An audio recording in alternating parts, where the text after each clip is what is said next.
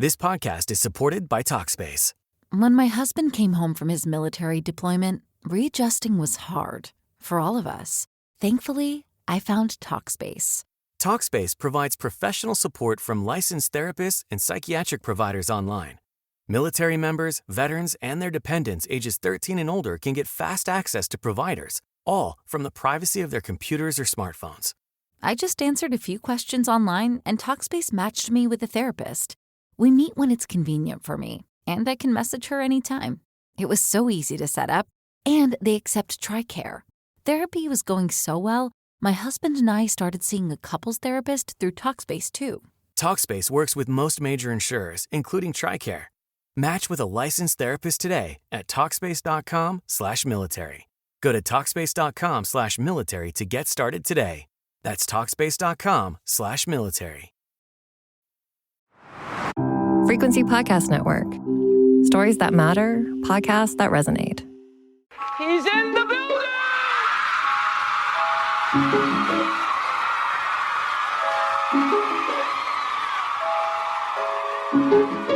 Drink the moment. Drink it. I said empty your mind. Coquettish and coy. Ow. Ow. What? And there's people that are dying. The wickedly talented. More than great. It was historic. Crack is What? Oh, good for you. I have to apologize. One of the hottest. Hello, and welcome back to The Reheat, a podcast that re-examines the spiciest celebrity news and scandals of yesteryear and asks, how would we react to the same events if they'd transpired today? I'm your co-host, Sarah Sahagian. And I'm your other co-host, Sadaf, and today we're diving into the story of an icon, a woman who has been the epitome of sex appeal, the target of scandal, and ultimately a symbol of resilience.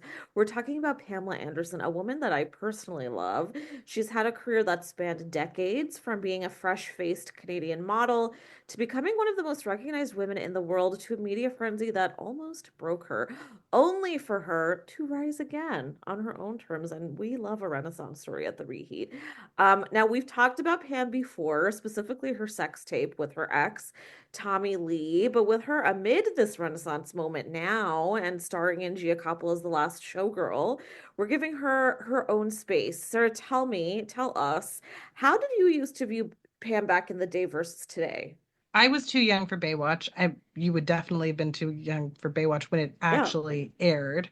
So I think I knew her because she was almost like a meme, right? She was sort of a byword for traditionally attractive, right? Like a straight guy would say that she was hot on a sitcom, right? And you'd be like, oh, yes, that means he is a straight guy. Right. So that was how I thought of her. And I didn't really think of her as a person until more recently.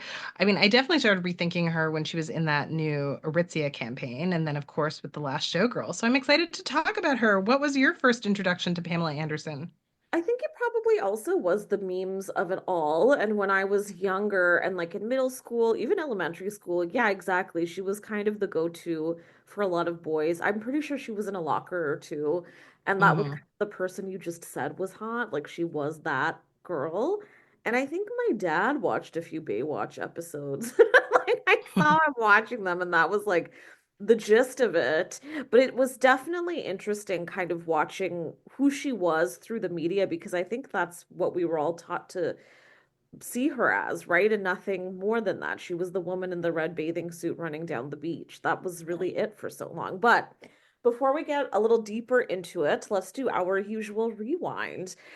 So how did Pam Anderson go from small town girl to Baywatch bombshell? Pamela Denise Anderson was born in 1967 in Ladysmith, British Columbia. She's Canadian. Yes, thank you.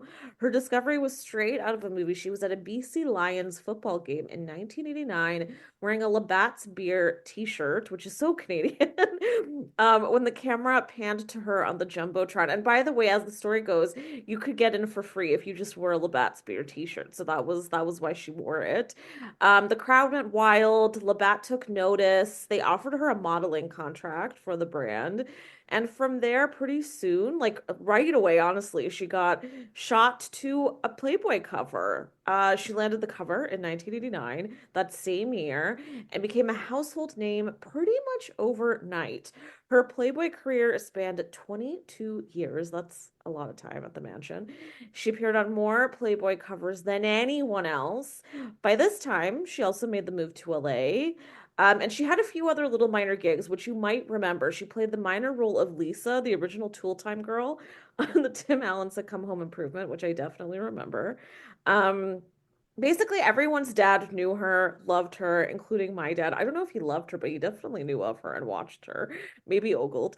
And I think that really helps spell why, unfairly, certainly, and for a key period of time, her entire image centered on sex appeal and her body, really. I hate to say it, but her implants were a very big topic of conversation in those years. People would ask her about it very blatantly in interviews, even.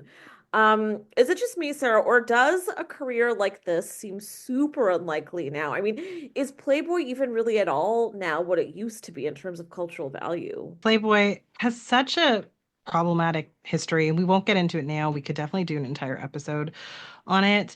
Uh, so I feel like that part wouldn't happen today. But this to me is just the 1980s version of blowing up because you're really sexy on Instagram or TikTok. So That's I true. feel like actually, yes, you could have a viral moment at a sports event today and then become a TV star. I do think that that dream is still alive.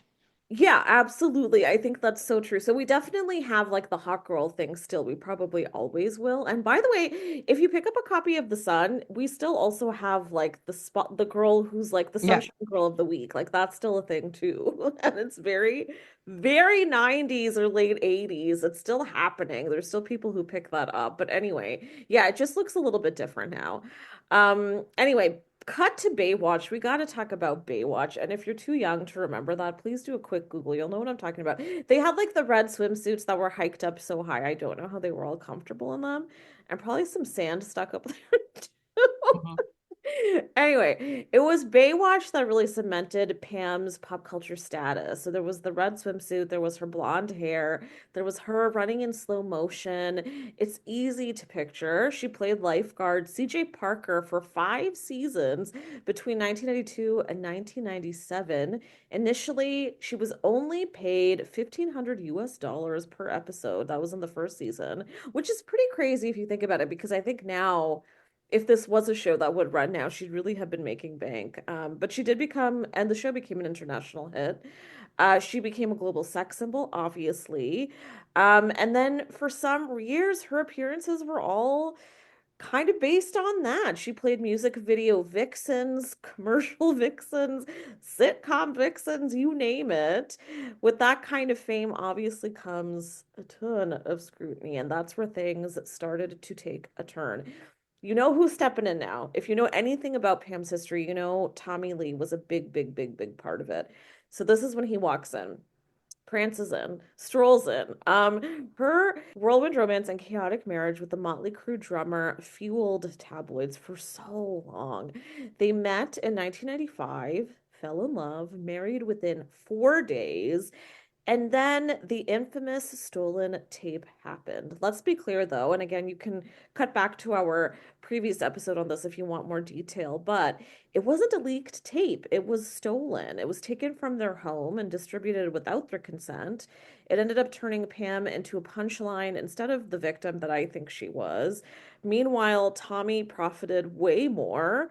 Long story short, he was given kudos for bagging her while she was torn down and obviously slut shamed.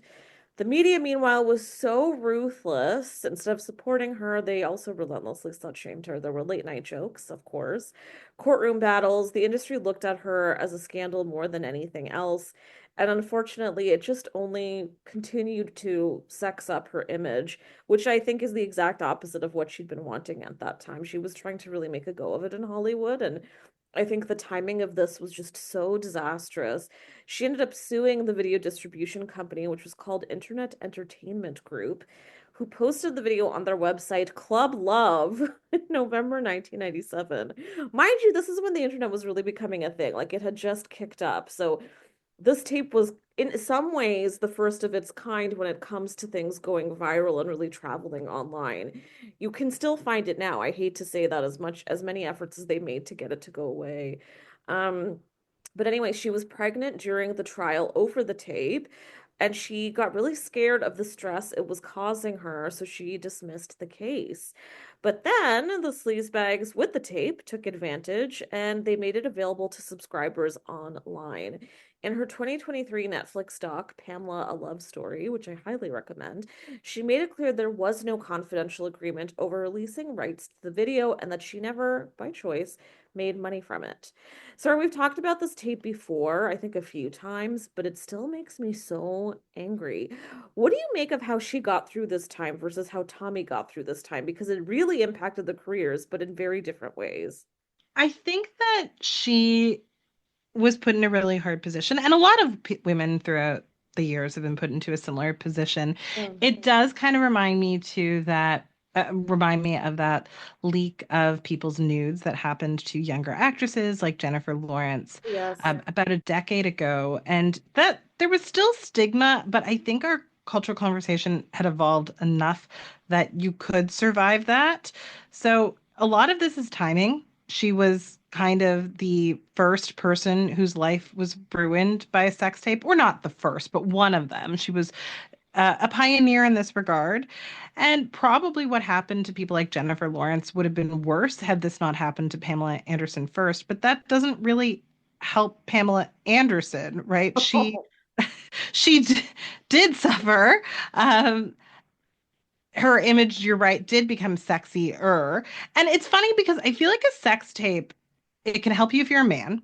It could also Yeah. maybe, if she had been seen as a true artiste initially, might have helped make her more mainstream because people might have been more likely to believe it was stolen. I think because she was seen as sexy, people didn't believe it was stolen. And so, no, she didn't get any sympathy, right? She didn't get seen as the victim because people thought you run on a beach for a living. But that doesn't mean that you're consenting for people to see images of you having sex that were meant to be private. So I think that we definitely had that kind of blame the victim mentality where remember how Jodie Foster almost didn't get cast in The Accused because she didn't look rapeable enough? We're still Oh in my this era, God. right? We're still in this era where the girl who runs on the beach for a living can't be sexually violated according to popular culture and what people believe. Thank you for that reminder. Holy fuck. Yeah, you're absolutely right. Yeah, you're so right. You're so right. People conflated what Pam's image was or what it seemed to be selling with then Hmm. what this tape represented. So I'm pretty sure at that time, even if it news did really get out that they didn't actually put it out there on purpose, it would have been impossible to convince people because it seemed like this is what they wanted. They Yeah. were selling sex anyway. A tape was really just the cherry on top. And mind you, her image was also really that of a bit of a ditz. And I think there was definitely a long period of time there where she played into it, a la, say, Paris Hilton, maybe. Yeah. Not quite in the same way, but a little bit, I think. And I think that also probably didn't help, where people would just assume, oh, really? Like, she cares that her tape is out there. She wants to go to trial to not have it out there. And actually, yes, because even bimbos have brains. Not that Pam is or ever was a bimbo, but come on, we all have feelings, including big-titted gals. Like, I hate that. Justice for busty women. No, this was a really bad period where people felt like if you had a cup size of D or over, Yeah. they were stupid and B kind of deserved any type of sexual violence. I'm not even exaggerating that happened to you, right? Like it's so bizarre to say that, but like there's genuine discrimination experienced by busty women as a group in this time period. Oh Like, my God, absolutely. You're so right. I think we could actually do a whole episode on Playboy, quite frankly, because I think that magazine is a lot to blame. Even though in some ways I think Playboy was and is really great, there's a lot of great aspects of it. I think mhm. for some women and for the way women are viewed, it wasn't the most helpful. I mean, not the most shocking thing for me to say, but a lot of Playboy models were not your typical models because, again, they were amply bosomed. right? Like Mm-hmm. that was the thing. And the Mm-hmm. idea was that they were ditzes, or there was not a lot going on in the dome. Like if you did get a spread inside, and you happened to be someone who was known more for, I don't know, your company, or like being smart or being a CEO or whatever that might be, it was considered like this huge get. Like, ooh, this amazing smart woman is stripping down and whatever for Playboy. Women are all the same at the end of the day. Like that's what I remember it being. Playboy was this era of Playboy is particularly bleak because Hugh Hefner is starting to go Oh, into his super creepy era. Like I'm sure he was creepy the whole way through. He's a bad dude, but I feel like he made the magazine creepier and creepier and creepier, and definitely I feel like it gets to the point around Pamela Anderson's era where they're just portraying all of these busty women, not all of them, you're right. They would mention if they had a career like being a CEO, but they're really kind of saying at the end of the day, like these busty women have no brains exactly. and they're just here as sexual objects. So it wasn't a very nuanced portrayal of women, and women can be sexy, and there's nothing wrong with being sexy, and there's nothing wrong with enjoying a sexy woman. I just feel like Playboy stopped there. Yeah, I think that's the best way to put it. Cut to, we will be doing a Hugh slash Playboy episode. Hmm. We must, because there's so We much to must. say. But as we ponder on the Playboy of it all, this feels like a really good time to take a quick little break. We're gonna be right back. More Pam to talk about.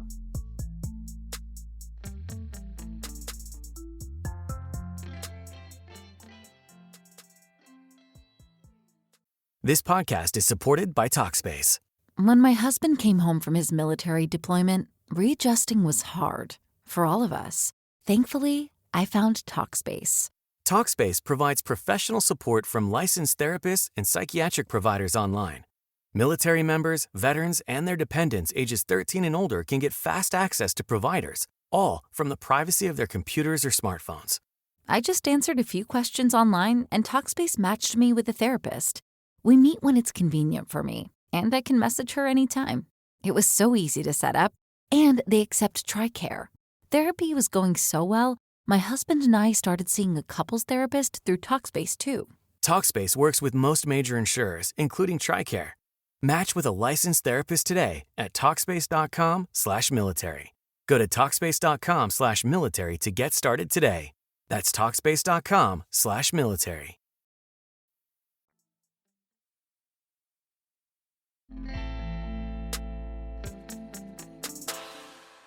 And we're back. Now, when it comes to Pam's relationship with Tommy, as publicized and, I'm sorry to say, a trash glam as it was, because I don't think there's a better way to describe it.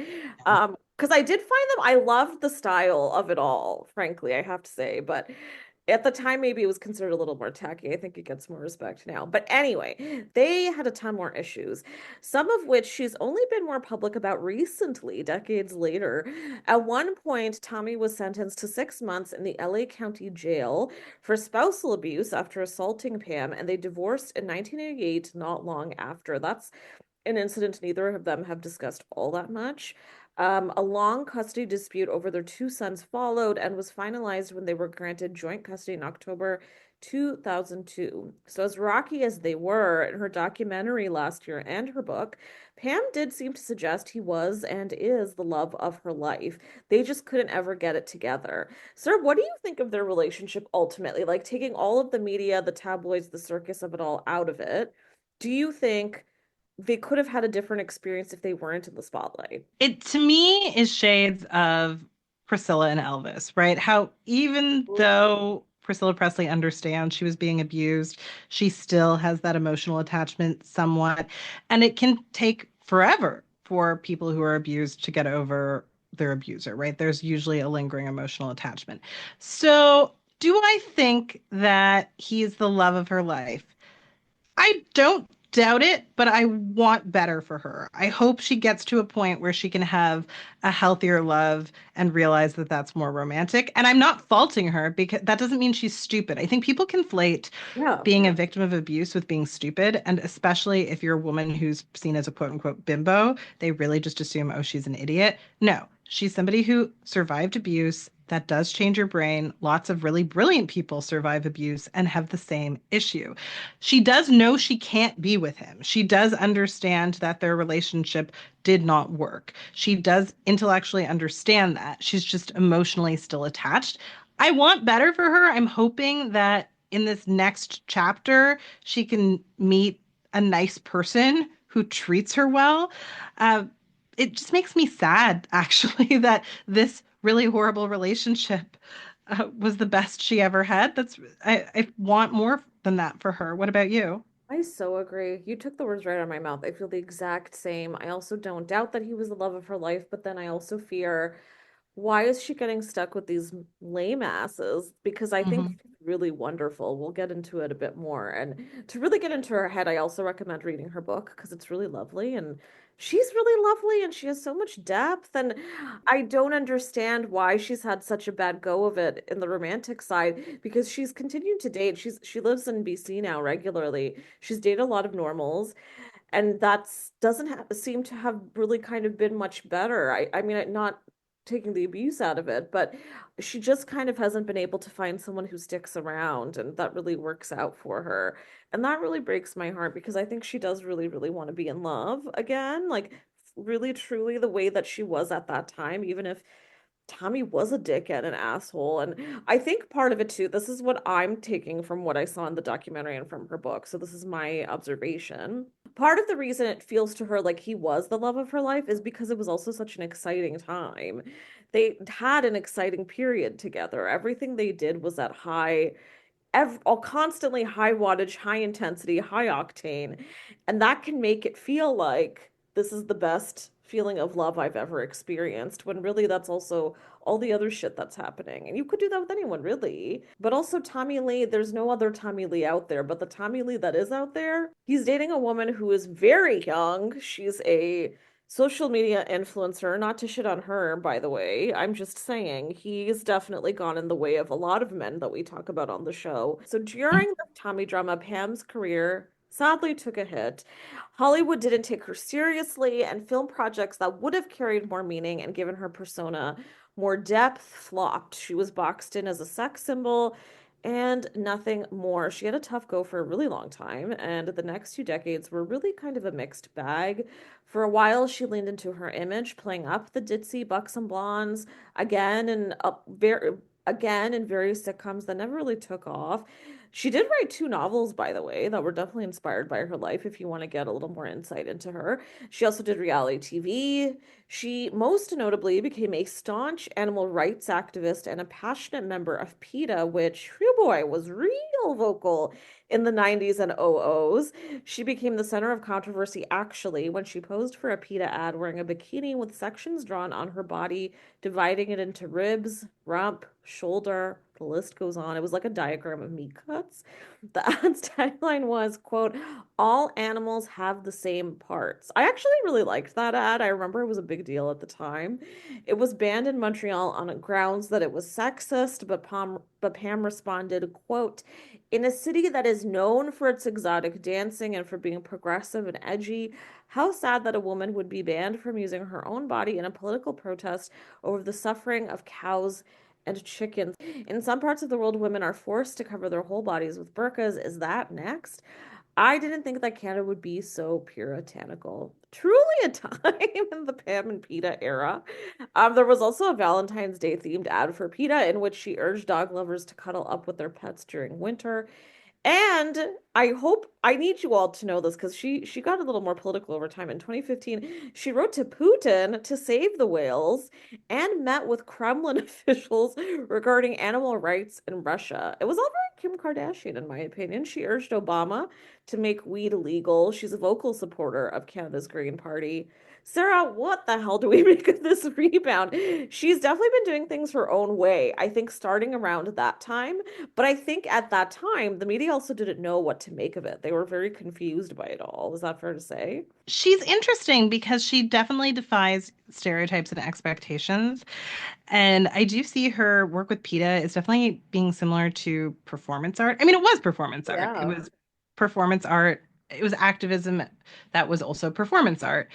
And I guess we just didn't anticipate her making intellectual arguments. And because we didn't anticipate that, we dismissed those ads as kind of being smutty when actually they were thought-provoking. This all goes back to the fact that we were at this time period so extra sexist to busty women. Like, I really don't even think that this is me exaggerating what was happening. I do think that No. there was extra sexism if you had boobs. I don't know. Well, I mean, we all know why, but we could Yeah. do a whole episode on that. Yes. But if she had been less busty, I think people would have been more likely to actually see this as the art piece that it was. I think so too. By the way, may I just add Mhm. Sarah and I are both well-titted women as well, so Mhm. we know what we're talking about. We've got some experience here. Yeah. And it's so true. And I think in a lot of ways that hasn't changed, sadly, but you're so right about it being performance art. I also feel like, listen, I think it was actually really smart because she knew that at that time she wasn't seeing it for as much more than her body.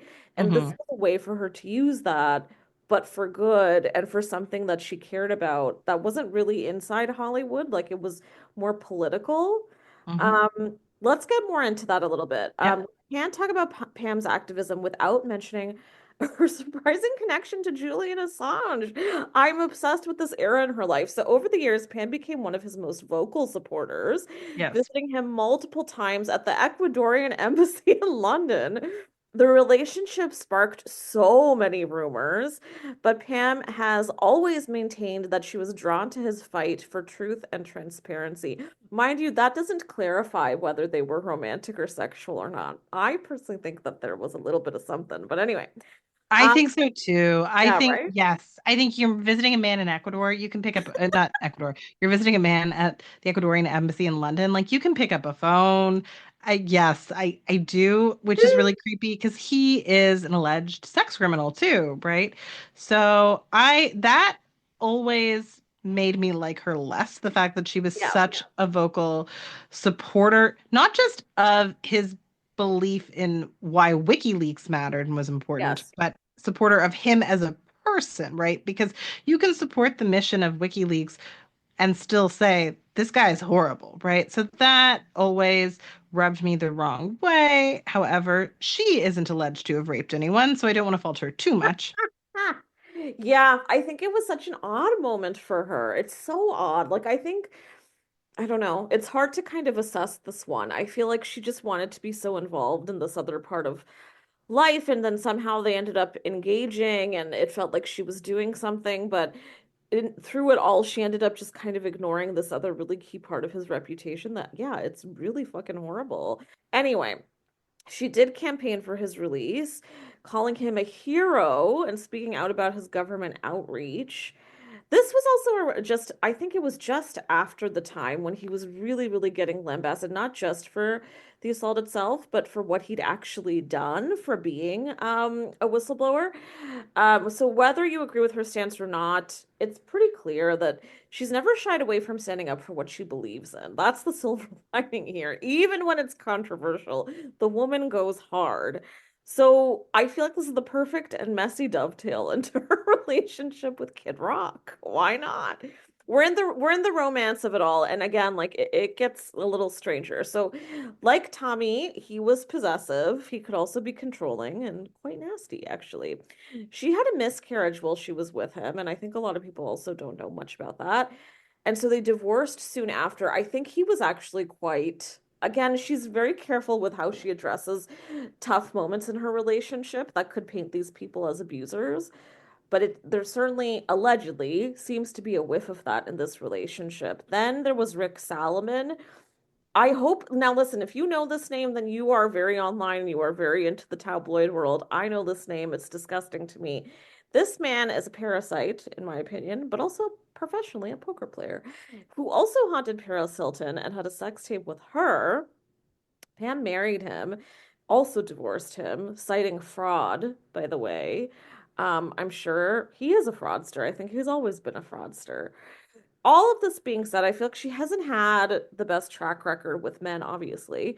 And unfortunately has been so intensely defined by these relationships. I feel like she ends up having to answer for the men that she's chosen a lot of the time. Um, I don't even really know what to make of it all, Sarah. Is there, why do we feel like maybe she's drawn to these kinds of people? I almost wonder if she doesn't really know how to have this part of her life thrive without it being something that, again, is operating on that high octane Tommy Lee level. According to psychologists, and I'm not a psychologist, but according to psychologists I have read, we seek out love that feels familiar. So perhaps she's trying to find something that feels familiar. Maybe she's trying to rewrite the narrative. I don't know. It's one of those things where I feel really terrible that she's in this cycle, and I hope she can break it and be loved properly. The world didn't help, though. Imagine if you're trying to develop self-esteem. The fact that this woman spent so long being a punchline, even after the world was finding feminism again, wouldn't help. I'm researching our episode on Gossip Girl, and there is a literal plot point where they involve Pamela Anderson, and I'm not kidding you. So, spoiler alert if you haven't seen season 5 of Gossip Girl. Chuck Bass almost dies. He needs a blood transfusion. They have to find a family member. He thinks his uncle, who also tried to rape Blair. Well, not, I mean, I guess he sold Blair to his uncle for a hotel. Yeah. Anyway, this is real plot point. Yeah. Anyway, they go find Jack, and Jack pretends that he gave the blood transfusion. Right. But then they find out that actually he didn't. And Bart Bass, Chuck's father, is still alive because they find out that he was inadmissible. And by he, I mean that Jack Bass was inadmissible to give blood. And I quote, because he spent the night with Pamela Anderson and got hepatitis C from her. This is an actual Gossip Girl plot from 2011. Oh my God, I don't remember that at all. That's horrific. Yes, so the woman has been a punching bag in popular culture because Jack is like the grossest character. Yeah. And she's been a punching bag in culture and a plot point. Like freaking Gossip Girl. Like, how do you develop self-esteem and the belief that you are worthy of healthy love if even the CW is making fun of you and treating you like this?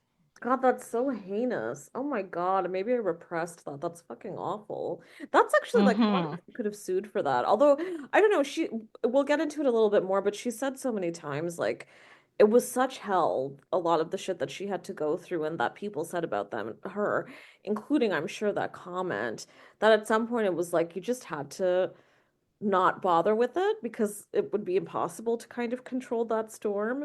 But I think you make such a damn good point. Like, if the world is constantly telling you and slotting you as one thing, it must be so difficult to try and pivot and feel better about yourself and go in another direction. Like, Jesus. Ooh.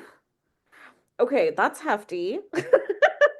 Let's take a moment, sit with this Gossip Girl moment, maybe go play it back if you really have the stomach for it. We're going to take another little break. We're going to be right back.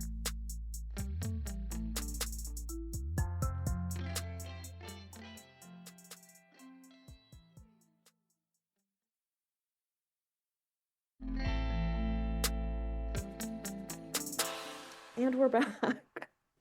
Let's speed up to today. To much better today. What renewed and revived Pam in the public? Broadway, of course. She made her Broadway debut playing Roxy Hart in Chicago for 8 weeks in 2022. A few months later in 2023, Netflix released Pam's powerful, intimate documentary. It was produced by her son, Brandon Thomas Lee, who actually received his first Primetime Emmy nomination as a producer for that same year. The release of the doc also coincided with Pam's autobiography, again, Love, Pamela, which debuted at #2 on the New York Times bestseller list, bringing her like miles away from where she was when she wrote those two novels. Now, after watching it, Gia Coppola of the Coppolas wanted to cast Pam as the star in her drama, The Last Showgirl. She sent the script to Pam's then agent, who, get this, turned it down within the hour without even letting her know about it. Gia then reached out to Pam's son, Brandon, through mutual friends. He passed it along to his mom, who had pretty much given up on acting at this point. Who can blame her? She accepted the role, unsurprisingly. It's a good role. It's a good movie. I liked it. I think it's been a bit it's gotten different kind of opinions. I really enjoyed it. But anyway, she called the role the one I have been waiting for my entire career. David Rooney of The Hollywood Reporter said, her transformative performance is undeniably affecting, offering illuminating insights into both the character and the actress playing her, who has had to struggle to be taken seriously. This role should mark a turning point on that front. It definitely has. But here's a few more quotes. So speaking with Forbes, her co-star Jamie Lee Curtis put it best, saying, quote, it's basically a birth of an artist at 57. There are some great painters who only started painting when they were in their late 50s, so I'm looking forward to the art. I'm looking forward to Blanche Dubois showing up. I'm not joking for 1 second. Earlier today, Pam said that while doing Playboy magazine shoots during the day, she would go to Samuel French in the afternoon and read the works of Eugene O'Neill and Tennessee Williams. That wasn't an accident. That was a precursor. And now she will get opportunities to do those great plays and work with great directors and artists who want to work with her now. It's just a birth. It's a beautiful long labor, but a beautiful birth. In fact, she got a nomination for a Golden Globe Award for Best Actress and a bunch of other nominations. She didn't get an Oscar nomination, which was a bit devastating, but she's in this new world. Whoever thought that any of this would happen? It's kind of the most opposite end of the spectrum from where she was before. She was in the Criterion Closet, okay? She's on magazine covers, and I don't mean tabloids. She's on Harper's Bazaar. She's on Elle Magazine. She's on all the ones that give you a little bit more status. She is also often going makeup free, which she announced like a while back that she wouldn't be bothering to wear makeup anymore during big appearances, which is also kind of incredible. She said, speaking with Dazed magazine, quote, I found when I was going to photo shoots, people had pink latex and big wigs and lots of eyelashes. And I thought, I'm not that person. I didn't think that people saw me that way. When I reflected on my life, I thought, oh, I've created a monster. So this has been such a vulnerable journey in public. I feel like it's like open heart surgery in public a little bit. I feel like as long as it's authentic, it's exciting. I just keep on thinking, this is it. This is who I am. Some people like it, some don't. It doesn't matter. Pam said that this is better than rock and roll, which is obviously a bit of a flick at her time with Tommy and maybe Kid Rock and all those other past moments. And she's also said that it hurt for a long time for people to think of her as something she never was. It's kind of an unbelievable comeback. I want to throw in one more quote. There's so much great content on this moment in her life right now. You can Google it all. But one other thing she said that I think really kind of nails this all and wraps us up is she said, I don't want to be defined by what has been done to me. I want my legacy to be defined by what I do. Ah, Sarah, have you seen the film? Have you seen the doc? What do you make of this turn for Pam? So I think that she in The Last Showgirl is great. I think she's fantastic. I think there were a lot of really wonderful performances this year, but I do think that I would have put her in the top 5. I would have given her an Oscar nomination. I think that the reason this movie was so overlooked, because also the movie itself just didn't get enough love, right? I think the reason it was overlooked is people aren't really happy about movies that explore how the male gaze really impacts women, right? And what happens when the male gaze is done with you. Like, if I think about movies like Poor Things, which was a movie that was sexual and raunchy, there was a lot for the male gaze to enjoy. I'm not saying that that was all the movie was. I actually had my problems with the movie, but there was still a lot of eye candy if you didn't want to consider things on a deeper level. This is a movie that forces you to confront what happens to women when they age out and we discard them as a society. Oh. It forces you to see the carnage, and it has a lot to say that's really important about how that's somewhat like a death, right? Like, if you are a woman who's lived in a society that only wanted you for your beauty and you don't have a lot of options now, it can feel like you are dying. So it really takes that pain very seriously. And it is a very woman-centric story. It's very gendered. And I still don't think the Academy is ready to hear stories that are just that unflinching about what it is to have to live as a woman. That's just my opinion. What do you think? I think that's so well put. I completely agree with you. I also think what's really interesting is that we also had the movie Honora this year, which Hmm. got a ton of nominations and is actually the front runner right now for Best Hmm. Picture. By the way, a wonderful movie. I loved Yeah, it great. so much. Mikey Madison is amazing in it. It's directed by Sean Baker, a man. It definitely has a bit of a male gaze, even though he's Hmm. great.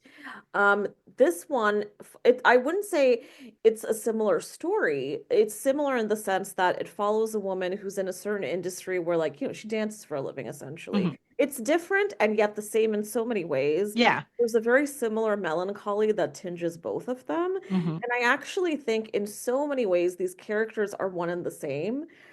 Pam's actually feels like an older version of Honora, but anyway, that's a whole other essay I have to Hmm. write. But long story short, Honora is this young, beautiful version, right? Mikey Madison is a bit of an ingenue right now. She's Hmm. exactly the opposite of what Pam is putting out there. And I think you're so right. I think Hollywood is always going to be more excited to take the male gaze, and they're always going to be more excited to pick up on the newer, flashier, younger thing rather than awarding a movie that is kind of calling Hollywood out and saying Yeah. you dispose of women at a certain age. Because if you also take a look, we finally have Demi Moore on the other side of things, who also for a long time was viewed as not much more than a body in a different way than Pam, certainly, but very similar, who'd never been nominated for, or who'd never won anything until her Golden Globe. And now she has an Oscar nomination for The Substance, which is also about a woman whose career is at the end and who feels like her whole career was built on having a beautiful body. And because she feels like she's aging, it's over for her. I mean, isn't that so interesting? These parallels that we're seeing. Like it's I don't know, it's fascinating to me. But yeah, I think Hollywood wasn't quite ready for a film like this, but also yeah, it also just didn't get any marketing. And gee, I hate to say it, is one of the more underrated or kind of living in the shadows Coppola. And I think She's not not, she's not an A-list Coppola. she's not able I mean, I think that maybe Hollywood just couldn't have two movies That's what about I want to women say. and Yeah. aging that were actually recognized in the same year, even though we often have multiple movies about men and Oh yeah. war and their concerns and Yeah. crime and the mafia. But They're concerned. if they had to choose, the one you're going to choose, I think, if you're the Academy, and this is not a knock on The Substance, but the one that's a little bit sleeker, a little bit less real is The Substance. Like, just The Last Showgirl's too real. It's so real. It looks like it could be a documentary. It's just saying like this is what you literally do to women, not using the horror metaphor, right? Of this is what it feels like. And so I think it's just too raw and they couldn't really contend with the fact that they are complicit in this ageism, right? Like they are some of the Yeah. worst perpetrators of ageism. Yes, God. And you know what? It's funny too because the substance breaking through in this huge, large scale way is still so shocking to me. Hmm. Because it also, yes, as we've said, it hits so hard on the ageism of it all, the sexism of it all. It's also a really specific kind of horror that never really gets attention, and Demi's really never gotten this kind of attention. Yeah. But yeah, you make a lot of good points. But you know what? I'm just so happy to see Pam having this moment, and Yep. hopefully fuck awards because I feel like she's already at a point now where people are finally seeing who she actually is and giving her more credit for it. She reminds me a lot, and I'm sure some people are going to be Mhm. gasping at me saying this, but I think she's a little bit of a Marilyn Monroe situation, like Marilyn was Yeah. also a bit of she wasn't as big titted as I think people like to say, but No, not at all, actually. no, but she was considered a buxom gal. And she was considered a body for a very long time. And she was also, meanwhile, she was with Arthur Miller. Hmm. She was an incredible poet. She also, and you know what, one of the reasons I mentioned this is because there's a beautiful book that has a lot of her letters and her poetry in it and her sketches, and it reminds me a lot of Pam's book, which also has a little bit of her poetry in it. Very similar sentiments, where you get to see a little bit inside them, and they have so they Marilyn is gone. She had a lot of depth. Pam does have currently, and I think they were both cast off for so long because people couldn't see much further than the surface. And I'm glad that we're getting to see Pam get to come back around the other side, even though we didn't really get that for Marilyn. So this brings us to our final segment. Hindsight is 2025, where we choose the one moment that we might have handled differently if we were the subject of the story.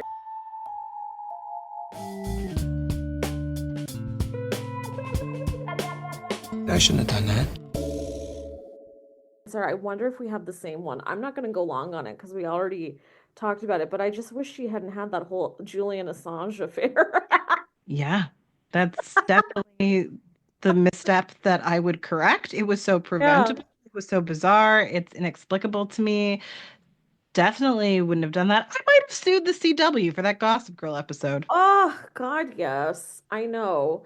I think, like, even could we have had No Kid Rock? Like, I think I would have taken one of the dudes out of the picture. Maybe not Tommy Lee, only because that was such a big moment in her life for a lot of good reasons, too. She got her 2 sons out of it. And by the way, her sons have been, like, so incredible. Like, they've really pushed her career forward. They love their mom so much and champion this renaissance for her. And I fucking love that. So they seem like nice boys. Yeah. I mean, I'm at that age where like they're so much younger than me. I'm like, they're nice boys, nice young men. Like, yes, I'm nice proud of them. I want to pat them on the head. That's how I interact with people in their 20s now. Yeah. Well, I mean, honestly, I think this is somebody who did a lot of things well, handled a lot of pressures better than I think most of us would have. So good for her. A life well lived. I look forward to her next chapter. Oh, beautiful. Look at that from Grandma Sarah.